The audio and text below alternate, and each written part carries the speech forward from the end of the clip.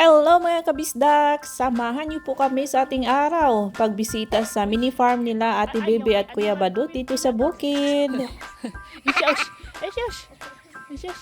Okay.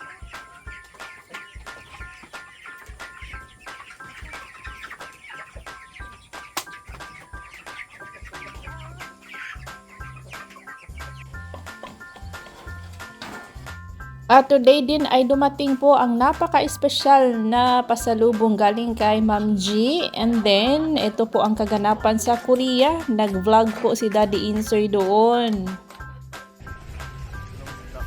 가. 화장실 갔어?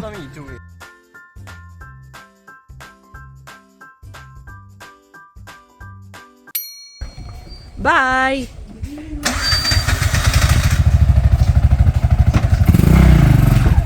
Hello guys! Welcome back! Mutungas mi sa bukid! Ikot! Isbog mga... Pagdating po namin sa bahay ng aking parents dito sa bukid ay hindi na po kami pumasok sa loob. Dumiretso na kami sa mini farm ni Ate Raisa at Kuya Jun, Ate Bebe at Kuya Jun. Malapit lang po ang kanilang mini farm pero ano lang, hindi lang kayang pasukin ng ating badya. So kailangan tayong mag-walk.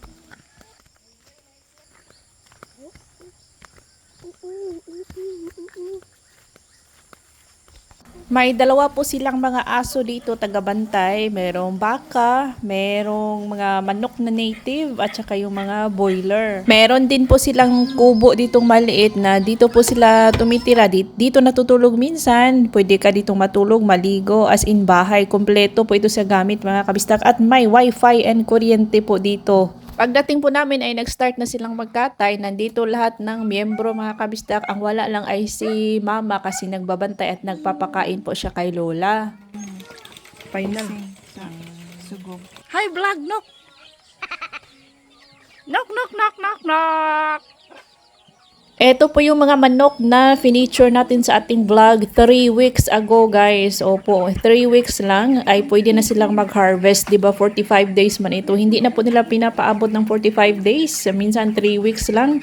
Ay ano na kinakatay na nila kasi malalaki na yung mga manok. And kapag may mag-order is yun kinakatay. Hindi po sila araw-araw magkakatay. Kung may order lang mga kabistak. And usually sold out po itong kanilang mga manok. Ay, chicken banana me. Uy! Ayaw kay animal cruelty na to. Isyos! Isyos! Isyos! Okay. Hello, ma'am.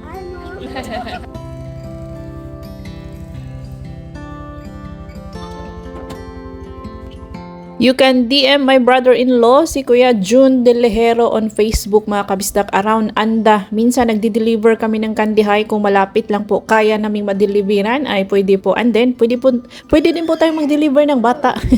Ito si Baby Arthur kung sinong may gusto i-deliver natin. Ay. Ano, sir? 100, sir. Bayad.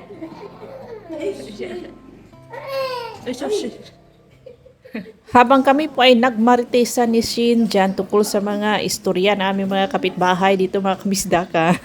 Kapag ganyan mga face klarong-klaro halatang-halata nagmamaritesan yan guys. Ito yung isa sa mga na-miss ko dito sa Pinas ang magmaritesan. And then biglang dumating ang pasorpresa ni Ma'am G, Bichara, ito na po yung in-order ni Ma'am G. Nakakatuwa itong si Ma'am G, mga kabisda, kasi nasa US po siya. Pero nag-order siya ng, di ba ako sa inyo, nagtanong ako kung ano ang mas magandang ipasalubong sa mga Korean in-laws ko pag uwi namin ni Little Insoy. Ay ito na, nag-order si Ma'am G ng Iloilo's Best Biscocho Butterscotch.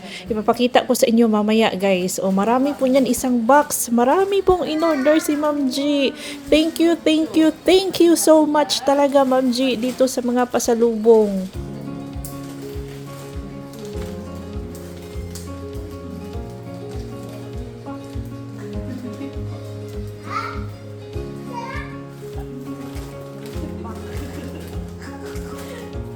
Gaot lagi pa. Natin tinahan. Ato sa picturean. Tinahan. Hindi na siya. Hindi na siya. Hindi na siya.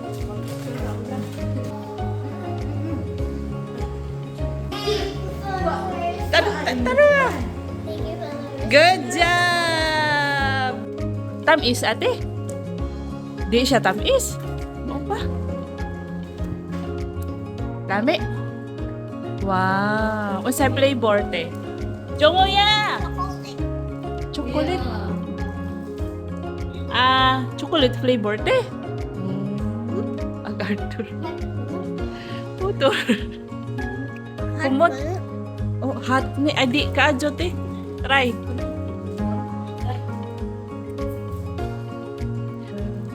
Pero kiri, murag flavor siguro na siya. Okay ra. Butterscotch.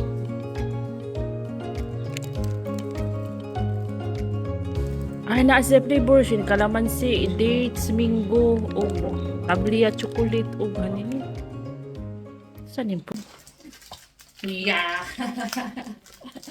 Yan na, Ma'am G. Maraming salamat, Ma'am G. Bichara and Bichara family dyan sa US. Maraming salamat po. Hindi natin tigilan ni Tracer. Ito lang ang ibibigay ko sa kanya. Masarap to, Ma'am G. Mga kabistak, masarap po ito. Iloilos, sorry. Iloilos best. Haru Iloilos Original. Haru Iloilos Original Biscocho House. Nakaano kasi. Guys, you should try this. Masarap. Kapag ang pagkain is binabalik-balikan at kinakain ni Little Insoy, meaning masarap po yan. Ano ang taste ng bata niya? Magaling. Yan. Gusto din ito. Ito ay mango flavor. Meron siyang mga flavor dito, guys. Meron siyang calamansi, dates, mango, prunes. Ang prunes ay I think ito yung ano. Para siyang plum. At meron siyang tablia chocolate flavor. Mango flavor. Gusto ni Little Insoy. Ito naman is, masarap din to, guys. Biscocho de cana. Masarap din siya. Meron po silang angel toast. Oh. Tayo na lang mag-ano. Meron silang angel toast, biscocho de cana, broas, egg crackers, kinihad, lubid-lubid, utap, pasensya, pulseras, at ugoy-ugoy. Thank you talaga. Ano so ito? Kinuhanan na namin each item. Kinuha na namin yan. Tinikman namin ano. Tinikman namin yung na Shirin at Arthur. Isang pack. Masarap ito. Pero ang kabit ng mga bata, ito yung pinakabit nila, yung butterscotch. Ito din, classic butterscotch. Masarap ito, guys. Flavored, ito siya is flavored. Ito is classic. Ay, naku, tingnan nyo ang bata, oh. Tingnan nyo, hindi na tayo. Yan lang ang ipapaubos ko. Tapos, meron tayong biscocho. Masarap din to, guys. Masarap siya lahat, kaya pala po yung... Yan, isang box, oh. Nakita niyo naman kanya, ano, madami. Thank you so much, Ma'am G, Bichara and family. Thank you. Order na kayo, guys. Haru Iloilos Original Biscocho House. Thank you, Ma'am G. Maraming salamat talaga. And ang kanilang design is ano daw? Our Patagyong inspired packaging represents our humble beginnings and the timeless traditions of our Harenyo roots. Family business to, mga kabistan. Ang may-ari dito is, I think, classmate or BFF ni friend ni Ma'am G. Meanwhile, ito na po si Dad Insoy ay nag-mini vlog din po siya sa Korea. Ipinakita niya sa akin kung gaano nakalamig doon. -20 na sila doon, mga kabisdak. Winter pa rin po doon sa South Korea, guys. Nagsasaboy po siya ng mainit na tubig. Pinapa-feel niya through video kung gaano kalamig doon. Nilalamig na si Dad Insoy. Ano siya, kung ako dito is nagrereklamo sa init, siya naman nagrereklamo sa lamig. And then everyday po kaming naga-video call, guys. And then 'di ba Lunar New Year, Chinese New Year po, Korean New Year din po today, guys. So yan po ang ginagawa nila. Nandito bumisita po sila Kunoni at ang kanyang family. So nandito sila si Kim Sojong at si Kim Sodam. Dala-dala yung kanilang husband ni Kim Sojong at ang fiancé ni Kim Sodam. Si Kim Sojong at Sodam, ang mga anak ni Kunoni, ipapatikim daw itong uod ng pine tree, ipapatikim sa fiancé ni Kim Sodam, guys, na ang pogi-pogi ng fiancé ni Kim Sodam. 수정, 조진이 왔어. 왔네. 안녕하세요. 안녕. 안녕. 예. 안녕하세요. 고모미 허즈밴드. 아이 허즈밴드. 고모 안녕하세요. 짱 안녕. 안녕하니. 형 안녕. 정우 더워? 빨개 먹고 있네. 네, 더워요. 그치? 쉘 뻗어요.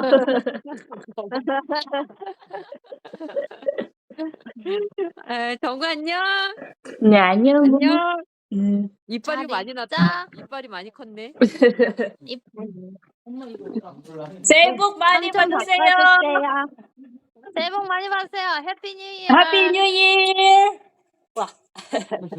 Yang lalaking nagsisibak ng kahoy, mga kabisdak, ay fiancé po yan ni Kim Sodam. Nakita ko na siya noong kasal ni Kim Sojong. Tapos first time po niyang pumunta dito sa bahay ng kanyang lola, sa bahay ng aking mother-in-law. Sa ano ang kasal nila Sodam, at hindi ko alam ang paanong pangalan ng batang to, itong lalaki. Sa May po ang kanilang kasal. Ang ikakasal ngayong March ay si Kim Hira at si Minsu, pamangkin din ni Daddy Insoy. Since kakamatay lang po ng mother-in-law ni Kunoni, ay hindi po tayo magse-celebrate. Hindi po magse-celebrate sila biyanan, sila Daddy Insoy, ng Lunar New Year, ng Solal, kasi ano daw yun, bad luck daw yun, mga kabisdak. So ang ginawa po nila is simpleng salo-salo lang dito sa labas, nag-iihaw ng karne, and then with friends, nandito din si Hubog Boy at isang friend ni Daddy Insoy, kabarangay namin, guys. Si Chagon Uni ay hindi po sila makakapunta sa bahay ni biyanan, si Kun Uni lang at ang kanyang family. 아니 나이 안 된대요. 아, 얘도 그래도 좀 시켜달라고 한번 때를 써보시지. 요도 안 돼요? 야 찍지 마 찍지 마. 그냥 이 사람 못 찍고 조회수 많이 한다. 우리한테 오시는데 아주 오시 야 우리한테 비쌌냐? 굳이 우리 아들은 나보다 어려. 야, 이 형님, 이놈의 골때리가 온다. 니들 앞에서 아주 그냥 입이 툭 터지는데, 그냥. 그것 때문에. 난 대충 살다. 우리 이모한테 개를 툭툭 치질 않나. 그래서 So wala pong handaan sa kusina, hindi busy ang kusina ni Bianan, hindi na rin po sila namili pa ng ihanda. As in wala, guys, ito lang, dala po yan ni Kununi para sa kanilang salo-salo. Which is okay na din sa akin, di ba? Before kami magbakasyon sa Pilipinas is na ikwento ko na sa inyo na medyo nag-worry ako kay Bianan kapag wala siyang kasama sa bahay during Sulal. Although nandoon naman si Daddy Insoy, pero iba talaga kapag wala ako sa kusina, si Bianan lang ang nandoon, ay mapapagod talaga siya, guys. So okay na din sa akin na ganito ang nangyari. So hindi po ako medyo nakonsensya na sinagad ko yung bakasyon ko dito sa Pilipinas. Today po ang Lunar New Year or Solal kung tawagin sa Korean, at Chinese New Year nga ngayon, mga kabistak. Today no, pero sa Korea holiday po siya kahapon until bukas. 3 days ang kanilang holiday para sa New Year. And then kapag ganito, bisita, umuwi ang mga kapamilya, pati itong mga friends ni Daddy Insoy, umuwi din, mga kababata niya, guys, umuwi sa kanilang bayan. And then bumibisita sa bahay namin, doon sa bahay namin sila naga-ihaw, and then kwento-kwentuhan na rin. 여기 내기 오빠도 있고, 거시기 오빠에다 땡삐 오빠, 뭐 연시 오빠, 아주 그냥 셔블 오빠 해가지고, 어떻게 떠겠냐 그래가지고 이 새끼가 막 얘기해. 그때 됐나? 됐어? 됐어. 아유 받으셔. 먼저 많이 줘. 뭘 많이 줘 내가. 얼마 안 줬으면 이것도 얼마 안 돼요. 아유 대준이 새해 복 많이 받으세요. 그래. 너도 새해 복 많이 받아. 올해 아들 낳고 아들 날에 올해 그러면 아들은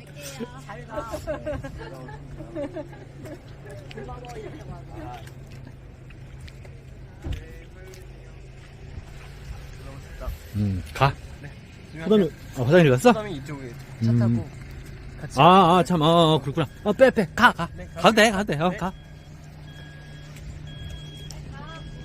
Ganyan po ang tradisyon sa Korea during New Year. Ang mga bata, itong mga youngsters, like nito mga friends ni Daddy Insoy, kami po sila ang nagbibigay ng New Year money sa mga matatanda. O, di ba may sobre silang hawak. Ibibigay nila yan kay biyanan after po nilang magbow. 새해 복 많이 받으세요. 건강하세요. 건강하십시오. 복돈 많이 받아요. 건강하고. 용돈님이라고 전달해주세요. 감사합니다. At yan po ang mga kaganapan natin ngayong araw. O, Sehebuk Mani Baduseo mga kabisdak. Happy Lunar New Year po sa ating lahat. See you on our next vlog. Ingat lahat!